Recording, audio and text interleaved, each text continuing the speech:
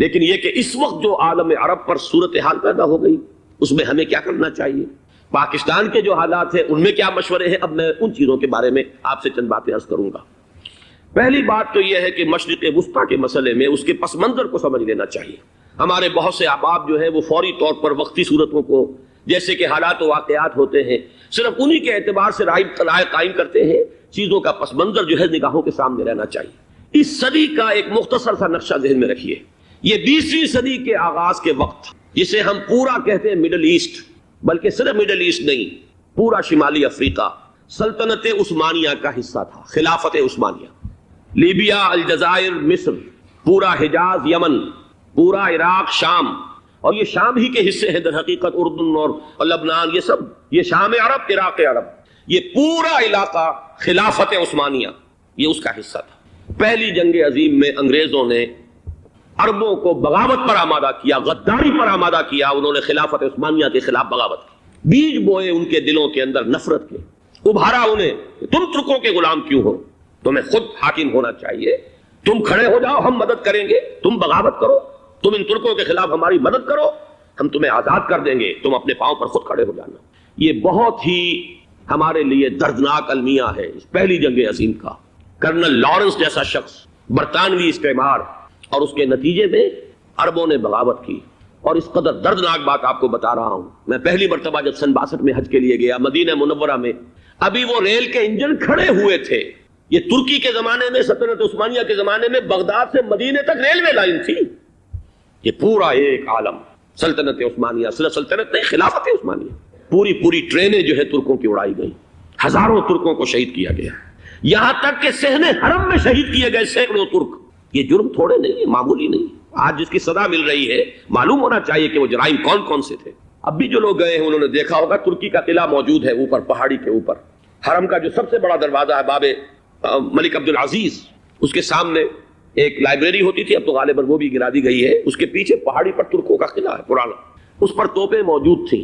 جب بغاوت ہوئی ہے، جو حرم میں آئے ہوئے تھے ترک فوجی، ظاہر بات ہے نہتے، وہ تو نماز پڑھنے آئے ہوئے تھے، ان کو وہاں ذبح کیا گیا ہے، اور ترکوں نے اپنی توپیں استعمال نہیں کی کہ کہیں بیت اللہ کو کوئی اذن نہ پہنچ جائے۔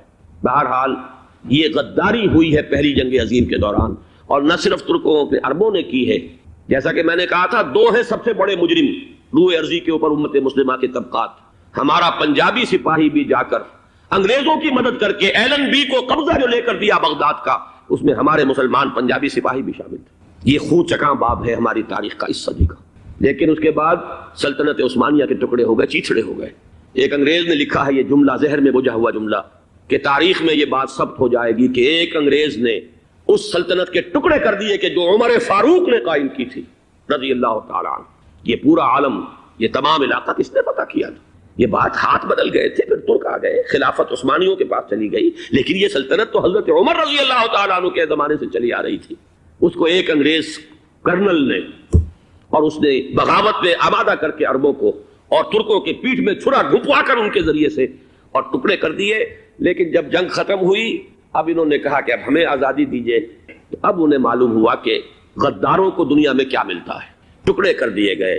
یہ حصہ عراق یہ انگریز کے پاس رہے گا، شام کا یہ علاقہ یہ فرانسیسیوں کے پاس رہے گا، مصر پر انگریزوں کا تسلط رہے گا، لیبیا اطالویوں کے پاس رہے گا، لے دے کر یہ جو علاقہ تھا حجاز، کیونکہ وہاں کچھ تھا ہی نہیں، بوادٍ غیر ذی زرع، یہ عربوں کے پاس چھوڑ دیا گیا۔ اس وقت جو بادشاہ ہیں شاہ حسین اردن کے، ان کے دادا سب سے بڑے غدار وہی تھے، لہذا ان کو اس علاقے کی بادشاہت دے دی گئی۔ اس کے بعد نجد سے ایک تحریک اٹھی ہے، وہ سعودی جو خاندان ہے وہ نجد سے اٹھا۔ نجد میں اس وقت کچھ بھی نہیں تھا، وہ تو صرف ریت کے تودے تھے اور کچھ بھی نہیں، لہذا ادھر کسی استعماری قوت کو دیکھنے کی ضرورت ہی نہیں تھی۔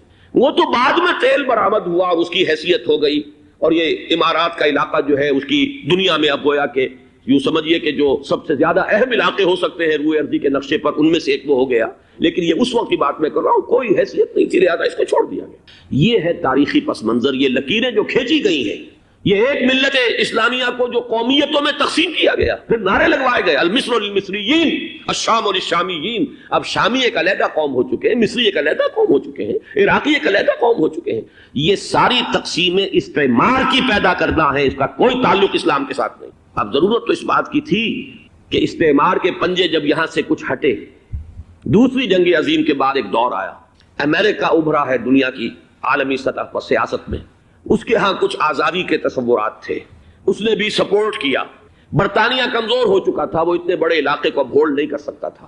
ہندوستان بھی آزاد ہوا، پھر یہ کہ اور دوسرے علاقوں سے بھی اس کو پسپائی اختیار کرنی پڑی۔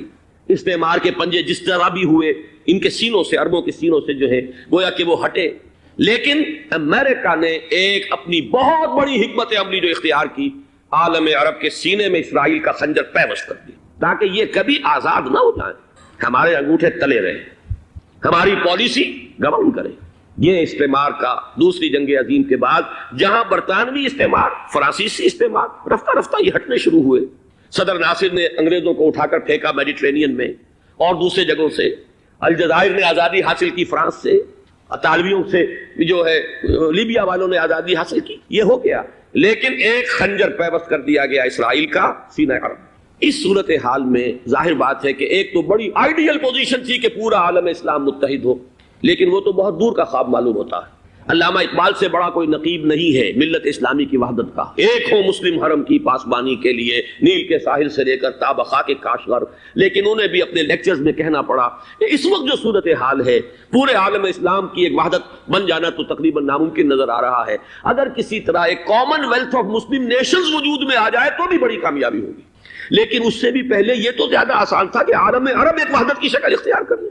یہ تو ایک قوم ہے، اکثر و بیشتر ایک نسل یا زیادہ دو نسلیں کہتی تھے، شمالی افریقہ میں بربر نسل بھی ہے، باقی تو سب عرب ہیں۔ یہ پورا عالم ایک نسل، ایک زبان، پورے اتنے رقبے کے اوپر بولے جانے والی ایک زبان، یہ تو ایک ہو جائے۔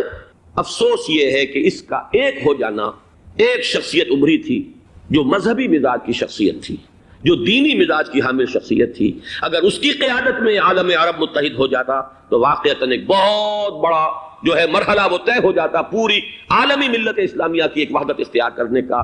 وہ شخصیت تھی شاہ فیصل شہید کی، اور اس لفظ کے ساتھ ہی آپ کے ذہن میں آ گیا ہوگا کیوں انہیں شہید کر دیا گیا، کس نے کیا کرایا، کہاں سے تعلیم حاصل کر کے آیا تھا وہ جس نے شہید کیا شاہ فیصل شہید کو، اس کی گردن پر کون سوار تھی، وہ یہودی لڑکی کے جس کے فوٹو بھی شائع ہوئے، ایک گردن پر اٹھائے کھڑا ہوا شہزادہ اپنی ایک یہودی دوست کو، لڑکی کو، اور وہی ہے کہ جس نے جا کر پستول سے شہید کیا ہے۔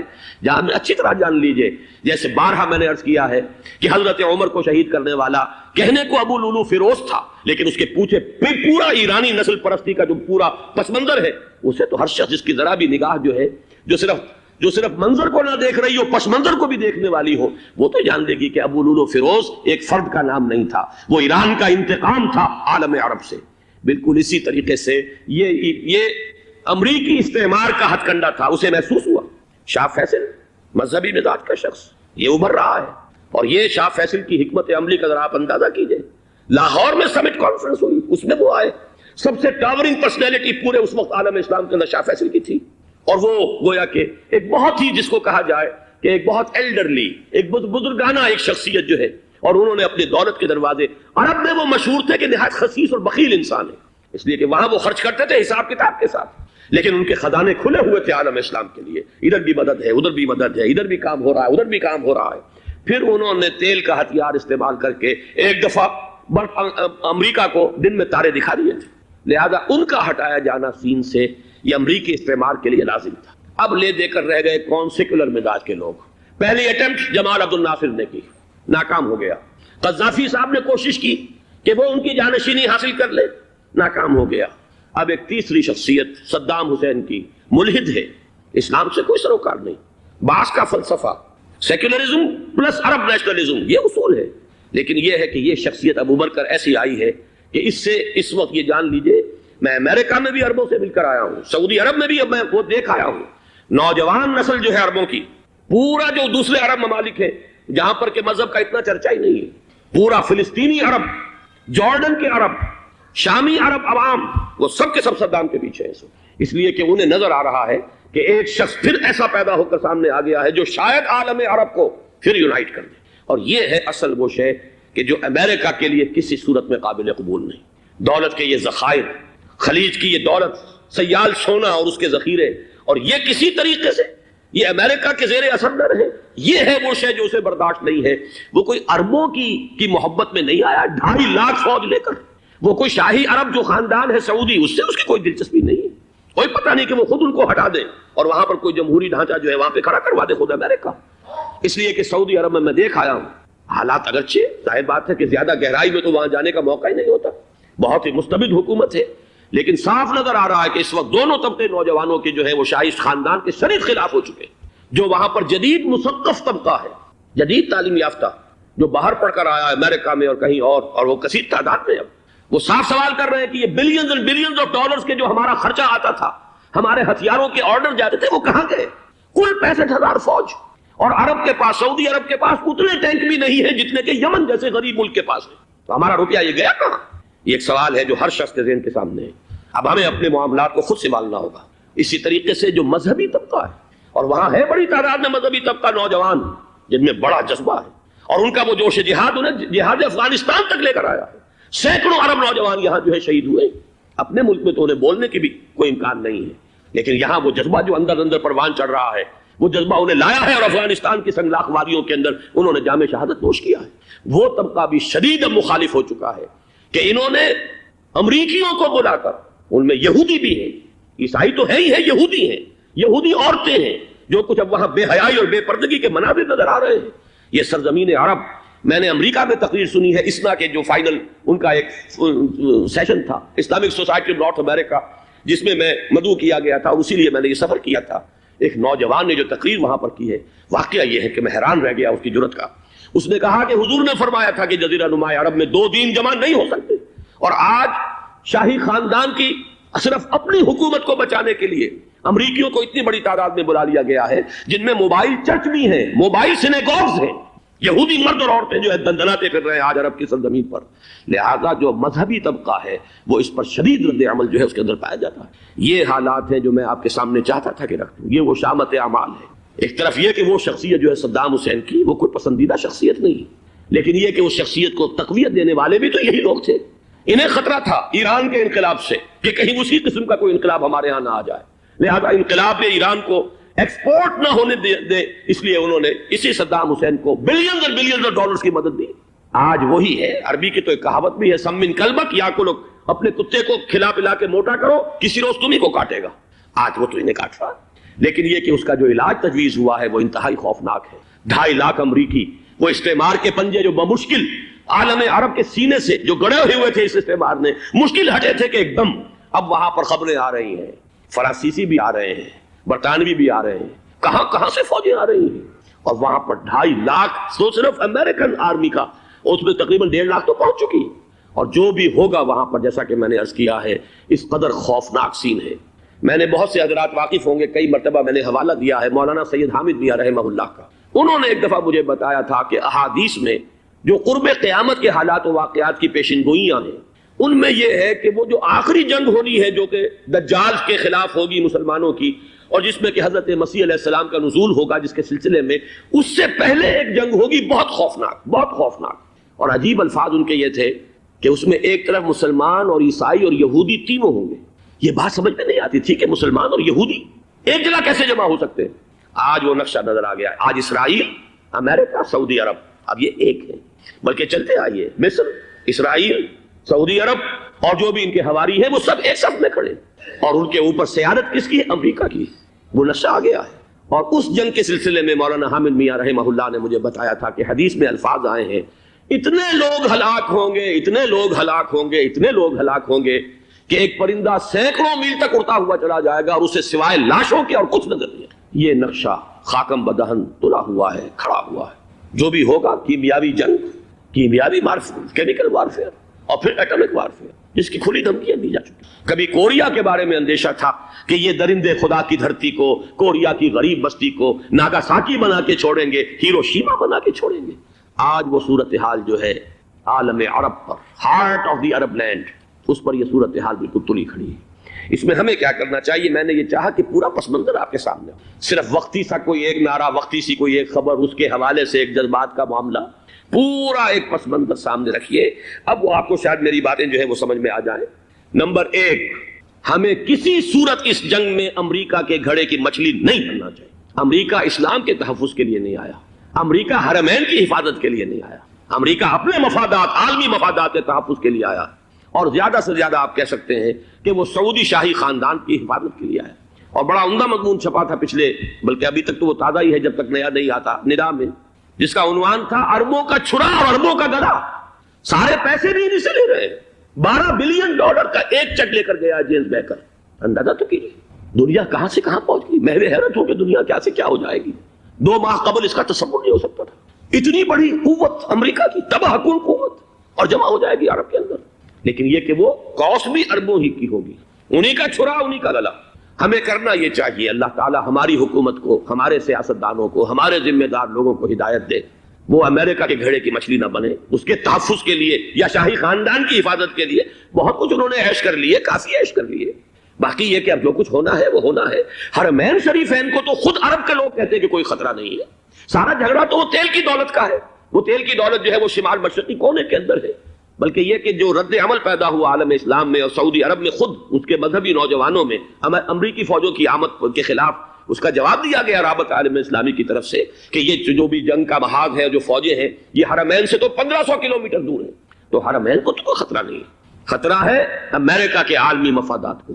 آج آپ کو معلوم ہے دنیا 2 طبقوں میں بٹی ہوئی ہے، دی رچ اینڈ دی پور.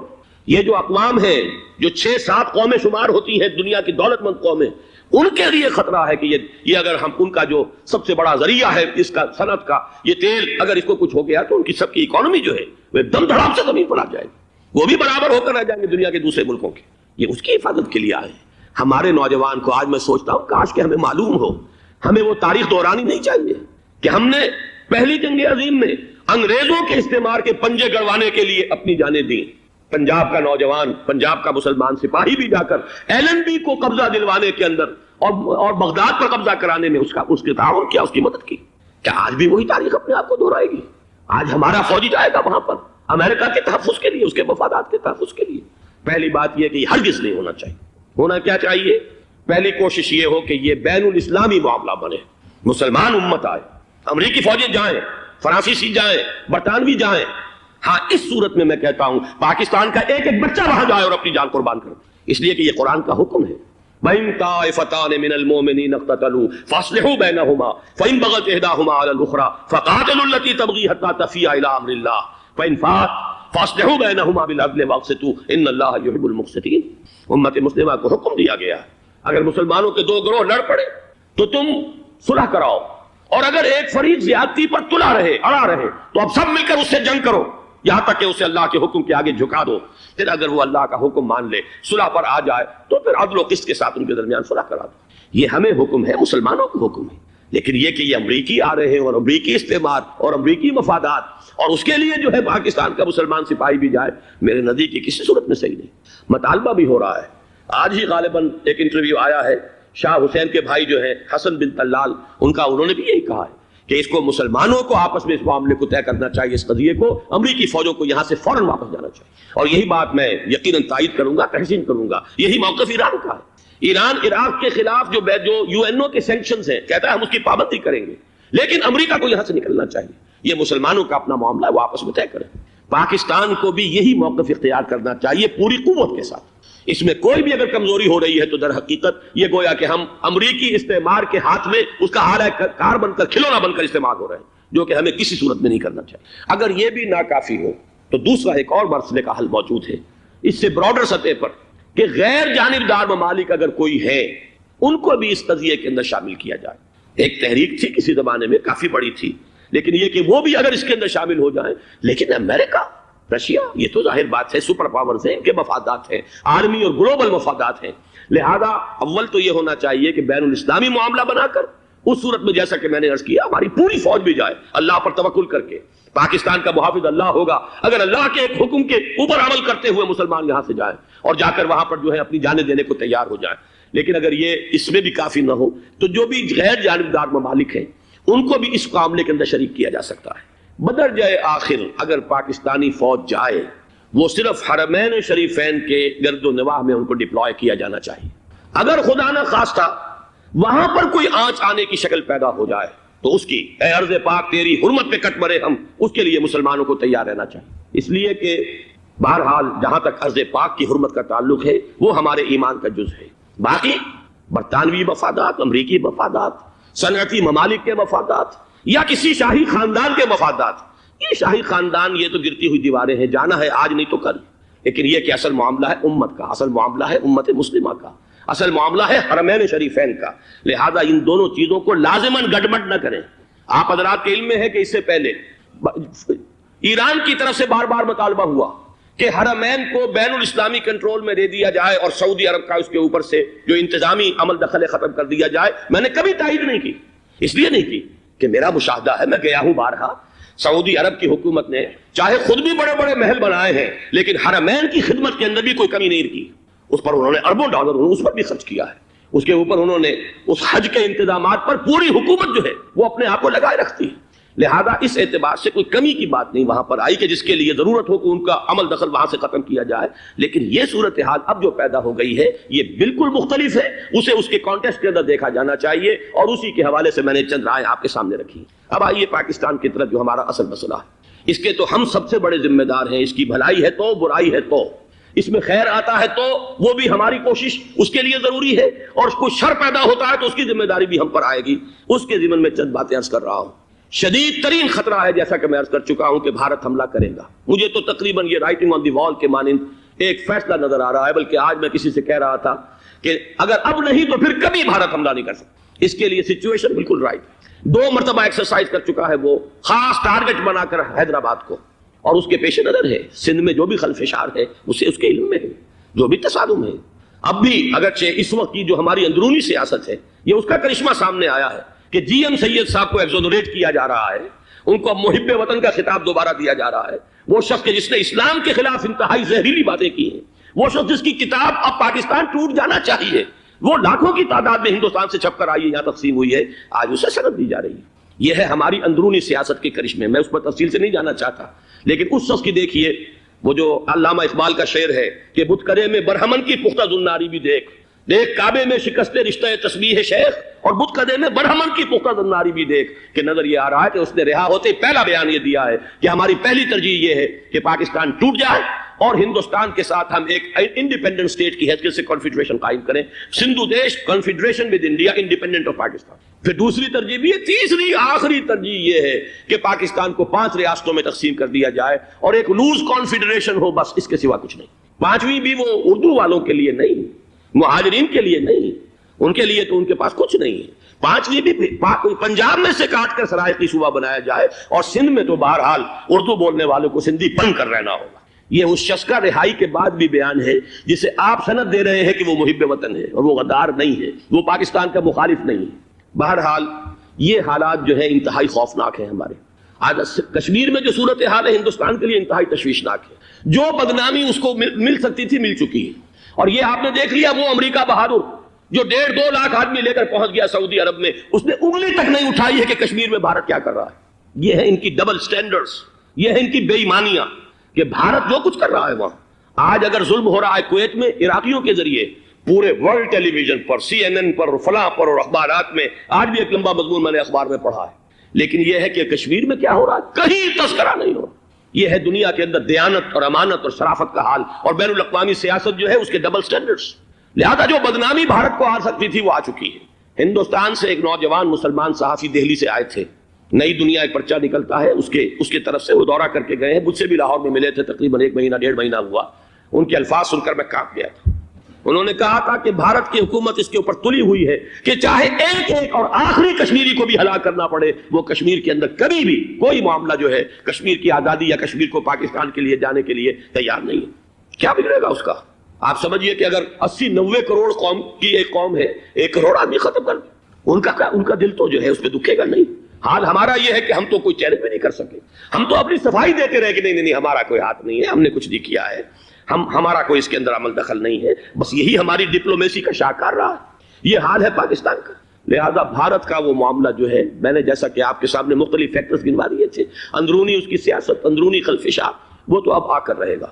اللہ یہ کہ اللہ تعالیٰ کے قبضہ قدرت میں ہر شے ہے، وہ ٹال دے تو ٹال دے. مجھے اقبال کا وہ شعر یاد آ رہا ہے، تقدیر تو مبرم نظر آتی ہے ولیکن پیران کلیسا کی دعا ہے کہ یہ ٹل جائے. ہم دعا کریں کہ یہ ٹل جائے وقت، لیکن یہ ہے کہ تقدیر مبرم نظر آ رہی. اس حالت میں ہمیں کیا کرنا چاہیے؟ نمبر 1 یہ کہ سب سے اہم شے ہے قومی یکجہتی، اور قومی یکجہتی کے اعتبار سے انتہائی خوفناک مرحلہ آ رہا ہے انتخابات کا. انتخابات میں تو کچھ نہ کچھ فساد، کچھ نہ کچھ دنگا، کچھ نہ کچھ ہنگامہ، ایک دوسرے کے خلاف کیچڑ، ایک دوسرے کے خلاف الزامات، بوچھاڑ، یہ تو بڑھتے ہیں۔ بھارت میں بھی قتل و غارت گری ہو جاتی ہے کچھ نہ کچھ۔ لہذا یہاں پر بھی پیر پگاڑا صاحب جو ہمیشہ سے کہتے چلے آ رہے ہیں فیملی پلاننگ فیملی پلاننگ، آج پھر ان کا جملہ آ گیا ہے کہ شاید اس انتخابات میں فیملی پلاننگ کے ذریعے سے کوئی بہت بڑا کام ہو جائے۔ پہلی بات تو یہ ہے کہ میں نے اب تک یہ کہا ہے کہ انتخاب کسی صورت میں پوسٹ پون نہیں ہونے چاہیے۔ اب بھی میں یہ کہتا ہوں کہ اگر تو انتخابات کا بدل صرف ایک ہے اور وہ مارشل لا ہے، تو پھر مارشل لا سے تو بہتر ہے کہ وہ انتخابات ہوں چاہے اس میں کوئی خلفشار بھی ہو، اس لیے کہ مارشل لا کا مطلب جو ہے وہ تو سندھ کے اندر ایک ناگزیر دھماکہ ہو جائے گا، تباہ کن، خوفناک، اور پھر بھارت کو کچھ کرنے کی ضرورت نہیں ہوگی، کیا کرایا اسے سارا معاملہ سندھ کے اندر سے مل جائے۔ ماشاء اللہ ہرگز نہیں ہونا چاہیے۔ وہ بات جو سن 80 میں نے 18 اگست 1980 کو کہی تھی ضیاء الحق مرحوم سے، آج پھر اسی بات کی میں تکرار کر رہا ہوں، اعادہ کر رہا ہوں۔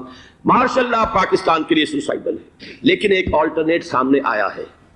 ایک تو پشاور ہائی کورٹ کا ورڈکٹ آ گیا، اور یہ کہ کچھ اور لوگوں کی طرف سے بھی باتیں آئی ہیں۔ ایک دو دن ہوئے ہیں، جنگ میں دو اہم سرخیاں تھیں، اور وہ بڑے اونچے حلقہ جو ہمارا فوج کا اونچا حلقہ ہے اس کی طرف سے اگرچہ نام کسی کا نہیں تھا۔ ایک تو یہ کہ ماشاءاللہ یہاں کسی صورت نہیں لگے گا، دوسرے یہ کہ کوئی قومی حکومت کی تشکیل جو ہے اگر کسی طرح ہو سکتی ہو تو وہ اس وقت کا حل ہے، اور وہ اسی شکل میں ممکن ہے۔ اگر تو الیکشن آپ پوسٹ پون کرتے ہیں اور اسمبلیاں پرانی بحال نہیں کرتے تو پھر تو اس کا مطلب یہ کہ ہمارا کانسٹیٹیوشن ایبروگیٹ ہو گیا اور اس کا آلٹرنیٹ سوائے ایک مارشل لا کے اور کوئی نہیں ہے۔ لیکن اگر صدر اسحاق صاحب ہمت کر لیں ملک کے حالات کو دیکھ کر، جو اس وقت صورتحال ہے، جو خطرات ہیں بارڈر پر، ان کو دیکھتے ہوئے یا تو یہ کہ عدالتوں کے ذریعے سے اسمبلیاں بحال ہو جائیں، اس میں حکومت زیادہ رکاوٹ نہ ڈالے، یا یہ کہ خود صدر اسحاق صاحب واپس لے سکتے ہو قدم تو واپس لے لیں، لیکن یہ کہ تمام پارٹیز سے یہ پہلے عہد لے لیا جائے کہ وہ ایک قومی حکومت کی تشکیل کریں گے۔ یہ وہ بات ہے، آپ کو یاد ہوگا مرزا اسلم بیگ صاحب، انہوں نے بالکل شروع میں سن 88 کے الیکشن کے بعد کہا تھا کہ نیشنل گورنمنٹ فارم کی جانی چاہیے۔ اس وقت تو کسی نے دھیان نہیں دیا، پیپلز پارٹی بڑے نشے میں تھی، اس کو خاص طور پر سندھ میں جس طرح کا واک اوور ملا تھا اس کا ایک نشہ تھا اس کے دماغ پر، اس لیے وہ سوچنے پر تیار نہیں ہوئی۔ لیکن یہ کہ وہ جو ایک فارسی میں کہا جاتا ہے کہ ہرچہ دانا کنت کنت نادا لیک بعد از خرابی بسیار، اب اس خرابی بسیار کے بعد بھی اگر عقل آ جائے اور ایک نیشنل گورنمنٹ بنائی جا سکے اور اس کے حوالے سے الیکشن کو پوسٹ پون کیا جا سکے تو میرے نزدیک یہ رائے پوری قوت کے ساتھ دی جانی چاہیے، پیش کی جانی چاہیے، اس لیے کہ الیکشن اس وقت جس خلفشار کا سبب بن جائے گا، ذریعہ بن جائے گا، اس کو تو گویا کہ اور بھارت کے جو گھناونے عزائم ہیں ان کو اور تقویت دینے کا سبب اور ذریعہ بن جائے گا۔ دوسری بات یہ، اس قوم کے اندر جذبہ جہاد، وہ ڈیفینسو جہاد، دفاعی جہاد، جس کے بارے میں کوئی دو رائے نہیں ہو سکتی کہ اس کے لیے جو جان بھی دی جائے گی وہ شہادت کی موت ہوگی، اس لیے کہ حضور کی حدیث ہے من قتل دون مالہ فہو شہید، جو شخص اپنے مال کی حفاظت کرتے ہوئے مارا گیا مسلمان وہ شہید ہے۔ تو ظاہر بات ہے کہ اپنی آزادی کا تحفظ جو ہے وہ مال کے تحفظ سے زیادہ اہمیت رکھنے والی شے ہے۔ ایک جذبہ جہاد پیدا کیا جائے اور ایک پیپلز آرمی یہاں پر کھڑی کی جائے، عوامی فوج۔ فوج صرف نہیں کر سکے گی تحفظ جب تک کہ پوری قوم جو ہے وہ فوج کی شکل اختیار نہ کر لے، لیکن ظاہر بات ہے کہ اس کا بھی امکان اسی صورت میں ہوگا جبکہ کوئی ایسی حکومت وجود میں آ گئی ہو کہ جس میں وہ اپوزیشن اور گورنمنٹ کا جھگڑا جو ہے وہ اوپر نہ چل رہا ہو، وہ آپس کی محض آرائی نہ ہو، تبھی کوئی پیپلز آرمی جو ہے اس کا تصور جو ہے سامنے آ سکتا ہے۔ اللہ تعالیٰ توفیق دے کہ ہم اس کو بھی کر سکیں۔ آخری بات، آج میں سوچ رہا تھا کہ حضور کو اللہ تعالیٰ نے 2 تلواریں دے کر بھیجا تھا۔ ایک تلوار قرآن، جاہدہم بہی جہادا کبیرا، اے محمد یہ ہے آپ کی تلوار، اس کے ذریعے جہاد کیجئے، قلع قمع کیجئے جاہلیت قدیمہ کا بھی، قلع قمع کیجئے جاہلیت جدیدہ کا بھی، اور یہ بے یقینی کو رفع کیجئے، ایمان پیدا کیجئے۔ یہ ہے کہ جو آج ہمارے پاس وہ جہاد بالقرآن کے حوالے سے ہے۔ اور دوسرا ہتھیار تھا دین حق، هو الذی ارسل رسولہ بالہدی ودین الحق لیظہرہ علی الدین کلہ۔ وہ نظام عدل اجتماعی، وہ جو واقعہ یہ ہے کہ اگر اس کا نمونہ دنیا کو دکھا دیا جائے تو پوری دنیا اسے قبول کرے گی، اس لیے کہ دنیا تو پیاسی ہے، دنیا مختلف نظاموں کو ٹرائی کر کے تھک چکی ہے۔ اس نے جمہوریت کا تجربہ بھی کر لیا ہے جس نے سرمایہ داروں کی آمریت کی شکل اختیار کر لی، دنیا نے کمیونزم کا تجربہ بھی کر لیا ہے، وہاں سے بھی پسپائی اختیار کر رہی ہے نوع انسانی۔ لیکن یہ کہ وہ نظام عدل اجتماعی تو ہمارے پاس تھا۔ پچھلے سال آپ کو یاد ہوگا یہاں پر دسمبر کے مہینے میں اس کے اوپر سیمینار ہوئے تھے، سیاسی نظام، معاشی نظام، معاشرتی نظام، اخلاقی نظام، وہ پورا نظام زندگی جو ہے وہ ہمارے پاس ہے جس کے لیے یہ ملک لیا گیا تھا، اسلامی انقلاب برپا کر کے اور یہاں پر اس دین کو قائم کیا جائے میں چند باتیں بھارت کے حوالے سے کہنا چاہتا ہوں. بھارت کے سلسلے میں ہم سے بہت بڑی بڑی کوتاہیاں ہوئی ہیں ہندو قوم کے حوالے سے. پہلی کوتاہی یہ ہوئی کہ ہم نے 800 یا 1000 برس تک حکومت کی. اگرچہ صوفیاء نے کچھ تبلیغ کی یہاں پر، لیکن علمی سطح پر، انٹلیکچوئل لیول پر کوئی تبلیغ کا کام نہیں کیا. ہندوؤں کی جو اعلیٰ ذات کے لوگ ہیں، اور ہندو ذہن ہے فلسفیانہ ذہن، اس فلسفیانہ ذہن کو ہم نے کبھی سمجھنے کی کوشش نہیں کی. اس تک ہم نے دین کی دعوت کو نہیں پہنچایا. ہم نے جہاد بھی سیف کر کے انہیں زیر تو کر لیا، ان پر حکومت تو کی، لیکن یہ ہے کہ جہاد بالقرآن کے ذریعے سے ان کے نظریات، ان کے افکار، ان کے عقائد، ان کے نظریات باطلہ کا علاج نہیں کیا. یہ ایک بہت بڑا جرم تھا کہ ہم نے یہاں پر 1000 برس تک حکومت کی، لیکن یہ فرض منصبی ادا نہیں کیا. اس ضمن میں آپ سے عرض کروں کہ پچھلے سال جب میں گیا تھا انڈیا، مولانا علی میاں سے مدظ اللہ العالی میری ملاقات ہوئی. میں نے انہیں ایک مشورہ دیا، وہ چونک گئے، انہوں نے مشورہ پسند بھی کیا. یہ مجھے نہیں معلوم کہ اس پر عمل کیا یا نہیں. میں نے ان سے عرض کیا کہ آپ ندوۃ العلماء میں سنسکرت کی تعلیم لازم کر دیں، تاکہ یہاں کا عالم دین جو نکلے وہ ہندو جو مذہب کی کتابیں ہیں ٹاپ کی، امہات کتب، ان کو بھی سمجھ سکتا ہو. جب تک آپ ہندو ذہن کو نہیں سمجھیں گے، اسلام اس کے سامنے پیش نہیں کر سکتے. لہذا ایک کام تو ہمیں یہ کرنا ہے، اور میں نے شاید آپ میں سے جو حضرات بھی میثاق پڑھتے ہیں ان کے تو علم میں یہ بات ہوگی کہ میں نے شاہ ولی اللہ دہلوی رحمۃ اللہ علیہ کا ایک قول جو ہے نقل کیا ہے. ہندوستان ہی کے ایک رسالے میں وہ ان کا قول جو ہے اس کو کوٹ کیا گیا تھا، وہاں سے میں نے نقل کیا کہ انہوں نے فرمایا کہ ایک وقت آئے گا کہ ہندو قوم کے اعلیٰ ذات کی اکثریت اسلام قبول کر لے گی. اللہ کرے کہ وہ کام ہو، وہ بھی ہوگا تو جہاد بالقرآن کے ذریعے سے ہوگا. دوسری دو کوتاہیاں کیا ہوئی؟ دیکھیے میں اس کی مثال دے رہا ہوں. ہم نے اب تک اسلام کے لیے جو نعرہ بازی کی ہے اس کا نتیجہ یہ نکلا، ہندو کو ہم نے بیدار کر دیا، چوکنا کر دیا، منظم کر دیا، اپنے خلاف کھڑا کر دیا، اور ہم نے کچھ کیا نہیں. اس کی ایک سادہ مثال دے رہا ہوں. چپ راس چپ، چپ راس چپ، خاکسار تحریک، دہل گیا تھا پورا ہندوستان. واقعہ یہ کہ دہل گیا تھا. وہ تحریک تو اس کے بعد ختم ہوئی، اب آثار قدیمہ میں کہیں رکھی ہوئی ہے.